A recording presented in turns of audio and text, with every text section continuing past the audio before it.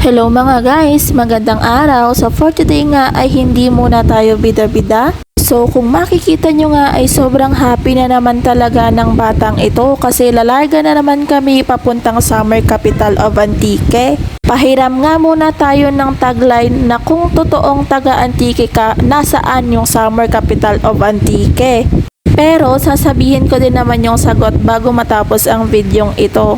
Focus nga muna lamang tayo sa biyaheng ito. So pagdating talaga sa mga long ride o di kaya mga galaan, dito talaga yung favorite spot naming dalawa. Kahit anong init pa yan, mas comfortable talaga kami dito kaysa doon sa loob ng multicab kasi sobrang nakakahilo guys. Kadating nga namin sa Summer Capital of Antique, nag-request na talaga siyang sasakay ng kabayo. By the way, dito nga pala kami pumunta sa Aningalan, yung bang sa sinasabi nilang strawberry farm.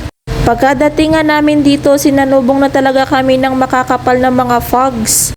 At kung makikita nyo nga sa video, sobrang foggy po talaga dito guys. It's my first time to experience na ganito yung view. Bundok nga pala dito guys, kaya madalas mong ma-experience yung maninipis na ulan, pero sobrang lamig dito mga guys.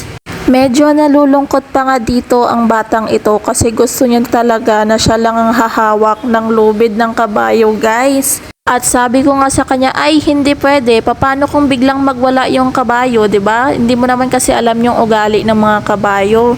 Kaya ayan, sabi ko hawakan mo na lang.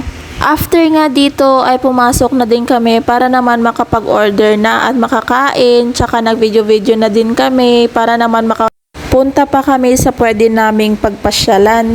At eto nga, habang hinihintay namin yung aming mga order at nag-video-video muna kami dito. Yan lamang ang ating mini vlog for today. Maraming salamat sa panonood. Paalam!